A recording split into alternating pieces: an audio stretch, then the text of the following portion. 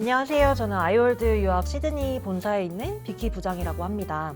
오늘은 제가 상담을 하면서 이제 영주권 관련 문의가 워낙 많은데 이제 그 중에서도 간호학과, IT 다들 많이 아시는 분야 말고 저는 꾸준히 추천하고 밀어왔던 학과 WSU의 담당자님을 모시고 이 학과 그리고 WSU가 왜 이 학과에서도 추천하는 대학교인지를 한번 파헤치는 시간을 가져보려고 해요.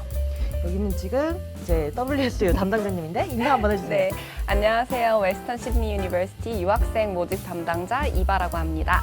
오늘 저희 찾아주셔서 감사하고요. 네. 저희 웨스턴 시드니 유니버시티는 1989년도에 설립한 호주 국립대학교고요. 이제 저희가 3년간 타임스 하이어 임팩트 랭킹에서 1위를 계속해서 수상을 하고 있는 대학교입니다. 저희 대학교는 이름에서 알 수 있듯이 시드니 서쪽에서 위치하고 있는 대학교고요. 총 11개의 캠퍼스로 운영이 되고 있어요. 비즈니스, 의대, 간호대, 사회복지, IT, 엔지니어링, 건축 등등등 어마어마하게 많은 코스, 학사, 석사를 제공하고 있는 대학교이고요. 위치적으로 11개의 캠퍼스가 있다고 말씀을 드렸는데 그중에서 유학생들이나 이제 학생들에게 가장 인기가 높은 캠퍼스는 아무래도 파라마타 캠퍼스고요. 파라마타를 좀 위치적으로 설명을 드리면 파라마타는 시드니의 제2의 중심 도시예요. 그래서 많은 기업들의 헤드오피스나 아니면 호주 정부기관들의 오피스들이 이쪽에 많이 위치해 있고요. 시드니 시티에서 많이 멀진 않아요. 파라마타 같은 경우에는 트레인 타면 한 20분에서 25분 정도면은 오시거든요. 근데 시티에 비해서는 주거 지역도 많고 편의시설도 더 갖춰져 있고 아무래도 생활 비용 이 많이 더 저렴한 편이에요, 시티보다. 그래서 시드니에 거주하고 있는 유학생이 아니더라도 시드니에 거주하고 있는 많은 분들이 선호하는 주거 지역입니다. 파라마타라는 걸 이제 그 단어 자체가 이제 생소하다 보니까 이제 많은 분들이 거기가 어디지? 그리고 이제 시드니에 계신 분들 중에도 파라마타 안 와본 분들이 되게 많아요. 맞아요. 근데 이제 말씀하신 것처럼 시드니 뭐 물가 이제 장난 아니다 이렇게 하는데 그거를 생각했을 때 이제 파라마타 그리고 그 주변 지역으로 있는 주거 지역들의 렌트비, 쉐어비 이런 것들이 좀 더 낮다 보니까 장점이 있는 것 같아요. 그렇죠. 확실히 파라마타가 아무래도 학생들한테 가장 이제 파퓰러한 캠퍼스긴 한데 그래도 의대 같은 경우에는 뭐 캠벨타운 이런 데도 있고 저희가 또 지방 지역으로 간다 그럼 헉스베리 캠퍼스도 있고 해서 그러면 이제 주거 비용이 점점점 내려가죠. 그러면 WSU에 대한 소개를 좀 들어봤으니까 WSU가 운영하고 있는 그 프로퍼티 밸류에이션 학과에 대한 설명을 좀 들어보고 싶은데요. 운영하고 있는 두 학과에 대해서 자세한 설명 좀 부탁드릴게요. 네, 이제 프로퍼티 학과 같은 경우에는 저희가 학사, 석사 둘 다 제공을 하고 있어요. 이제 학사를 공부하시겠다라고 하면 이제 배철러 오브 비즈니스에서 메이저를 프로퍼티로 선택하셔서 3년간 학업을 하시게 되고요. 입학일은 1년에 3월, 7월 이렇게 두 번 있기 때문에 7월 입학도 가능하다는 장점이 있습니다. 그리고 석사를 공부하시겠다라고 하시는 경우에는 Master of Property Investment and Development라고 코스가 따로 있고요. 이 코스는 2년 학업을 하시게 되고 2년 학업하시는 코스는 입학일은 1월, 4월, 6월, 9월 이렇게 4번이나 있어요. 그래서 입학일이 좀 자유롭다는 장점이 있습니다. 석사 같은 경우에는 비전공자도 입학이 가능하세요. 그래서 내가 비즈니스 관련된 학사를 하지 않았다 하지만 나는 좀 이쪽에 관심이 있고 관심이 있었지만 미처 공부를 못했고 하시는 학생분들이 석사를 선택하시기 너무 좋은 코스이고요. 이제 영어 조건 중요하죠. 영어 조건은 학사, 석사 모두 IELTS 6.5예요. 그래서 유학생의 진입 장벽이 높은 코스보다는 IELTS 6.5로 입학 조건이 까다롭지 않다라는 장점이 있습니다. 네, 그러면 학사, 석사가 있는데 지금 석사가 아직 올해 입학이 남아 있어요, 여러분. 9월 입학이 가능하답니다. 네. 네. 그러면 이제 이 두 학과가 가지고 있는 장점, 특히나 제가 시드니에 있는 타 대학보다도 여기를 추천할 수밖에 없는 이유들이 있어요. 근데 그거에 대해서 장점에 대해서 아주 부각시켜서 한번 설명을 해주시면 좋을 것 같아요. 네, 저희 학사, 석사 둘 다 적용되는 장점인데요. 제일 큰 장점은 학비의 부담이 적다. 이제 유학을 생각하시는 유학생분들이 이미 조사를 좀 해보셨으면 아시겠지만 한 1년에 학비, 대학교 학비 4만 불에서 5만 불 당연히 내야 되는 학비라고 생각을 하시잖아요. 근데 저희 학교 학비는 그거보다 뭐 15,000불, 2,000불이 저렴한 3만 불대로 학비의 부담이 확실히 적어요, 유학생들한테. 이제 아무래도 학비가 낮으면 학생분들이 쉽게 생각하는 게 저 대학교 퀄리티가 떨어지고 교수진이 안 좋아서 학비가 낮은 걸 거야 라고 쉽게 생각하시는 학생분들이 좀 있으세요. 근데 저희 이제 대학교 같은 경우에는 국립대학교고 이제 시드니 서쪽 지역에 자기 패밀리 내에서 처음으로 대학교를 가는 학생들이 있을 정도로 경제력이 좋지 않은 학생들도 쉽게 대학교의 교육을 접근할 수 있도록 하는 게 저희 학교의 목적이에요. 그래서 학비의 부담이 도메스틱도 높지 않고 그걸 동일하게 유학생에게도 적용을 시켜주기 때문에 학비의 부담이 적은 거예요. 그렇지만 퀄리티나 캠퍼스의 지금 시설 보는 거나 너무너무 좋고요. 그리고 이제 특히 부동산학과 학사, 석사 같은 경우에는 호주 내에서 제일 우수하다고 평가를 받고 있는 학과입니다. 그래서 학비가 적다고 해서 퀄리티가 떨어질 거라는 걱정 절대 안 하셔도 되고요.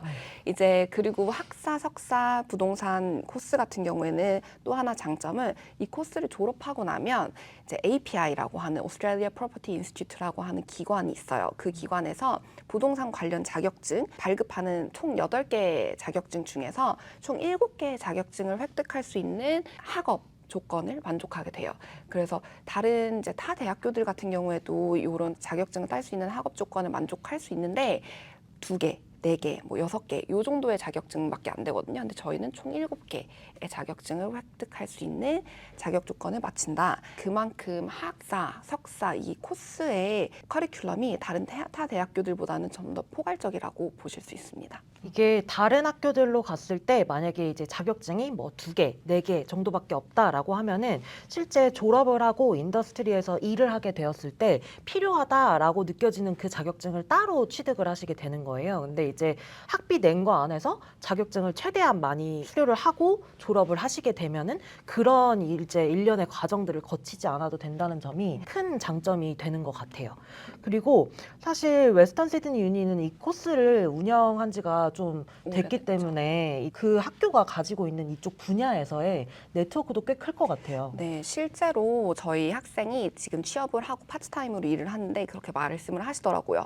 이 분야에서 일을 구할 때 그 분야의 회사들한테 이제 컨택을 하면 거의 대부분의 사람들이 저희 학교를 졸업한 사람이래요. 그 회사의 보스, 뭐 대표님이나 이러신 분들은 특히 더 인더스트리에서 오래 있으셨으니까 그런 분들 보면 나도 웨스턴 시드니 나왔다, 나도 도메스틱인데 거기 졸업했다 하시는 학생분들이 많아서 아무래도 학연 지연 뭐 이런 그쵸. 게 있는 것처럼 그런 게 좋게 작용을 한다고 하더라고요. 그래서 프로버티 같은 경우에는 타 대학교들보다 웨스턴 시드니 유니가 경력이 깊고 계속해서 졸업생을 배출해내온 학교이기 때문에 이런 장점이 크게 작용을 합니다. 자, 그러면 웨스턴 시드니 유니에 이제 학사와 석사가 있다고 말씀을 해주셨고 학비도 저렴하다고 했는데 사실 이 두 학과가 적용되는 장학금이 좀 차이가 있잖아요. 그 정확한 학비와 장학금에 대해서 좀 더 설명을 해주실 수 있을까요? 네, 이제 저희 학사랑 석사가 있다고 말씀을 드렸고 학사는 지금 3년 학업인데 지금 현재 2024년의 현재 기준으로 학비를 말씀을 드리는 거예요. 이제 1년의 학비는 31,928불, 그래서 32,000불로 보시면 되고요. 1년 학비. 그리고 여기서 적용되는 장학금은 3,000불 혹은 6,000불이 있어요. 3,000불 장학금은 모두에게 적용이 돼요. 유학생이고 그리고 이 학사를 입학할 수 있는 입학 조건을 다 갖추셨다라고 하면 3,000불은 무조건 적용이 되고 이 3,000불의 장학금이 3년 동안 적용이 돼요. 1년만 적용되고 끝나는 게 아니고. 그래서 학비가 32,000불에서 29,000으로 내려가게 되는 거고요. 혹은 내가 최종 학력의 학점이 75% 이상이 된다. 예를 들어 수능을 봤는데 수능을 100분율로 환산을 해서 75% 이상이 된다. 아니면 내가 대학교 1학년을 중퇴하고 오는데 1학년 학점이 75% 이상은 된다라고 하면 3,000불 대신에 6,000불 장학금을 3년 동안 적용을 시켜드려요. 그러면 이제 32,000불 학비에서 6,000불을 제외한 26,000불의 학비를 1년에 한 번씩 내게 되시는 거예요. 3년 동안. 석사의 경우는 아무래도 학사보다는 가격이 조금 더 높아요. 그렇다고 많이 높진 않고 석사는 35,000불 1년에. 그리고 여기서 적용되는 장학금은 석사는 내가 입학 조건을 모두 갖췄다라고 하면 무조건 6,000불 장학금을 제공을 해드리고 있어요. 그러면 이제 35,000에서 6,000불 장학금이 빠지고 나면 29,000불의 학비로 2년 동안 학업을 하시게 되고요. 요 장학금은 2025년 입학하는 학생들까지는 컨펌이 되어 있어요. 이미 차후에 계획이 있으신 분들은 그때가 돼봐야 저희가 장학금 정보를 알 수 있습니다. 그러면은 3,000불 장학금과 6,000불 장학금 각각이 3년, 뭐 2년 동안 나온다고 하셨는데 내가 성적을 유지해야 되는 조건이 있을까요? 아무래도 학사 같은 경우에는 3년 이제 장학금을 유지하려면 많은 성적 요건은 아니고 페일은 하시면 안 됩니다. 페일을 하신다는 거는 학업을 열심히 안 하셨다라는 증거이기 때문에 학교에서 장학금을 줄 수 없다라는 판단을 내리는데, 그렇다고 바로 장학금을 뺏어가는 건 아니고요. 처음에 페일을 하시면 워닝이 가요. 이제 너가 페일을 했기 때문에 장학금을 못 받을 수 있는 위기에 있으니 다음 학기에는 성적을 유지하도록 해라라고 워닝이 나가고, 그런데도 또 페일을 했다. 그러면 이제 장학금이 캔슬되고 그 다음에는 장학금을 받으실 수 없게 되세요. 석사 같은 경우에는 똑같은 조건이긴 한데 아무래도 제가 말씀드린 것처럼 2학기 때 장학금이 나가거든요. 1학년 2학기, 2학년 2학기 이렇게 장학금이 나가는데 석사는 2년이잖아요. 당연히 파스를 해야 되는 조건이긴 한데 처음 페일하고 저희가 워닝이 나가면 학생이 졸업할 때가 돼요.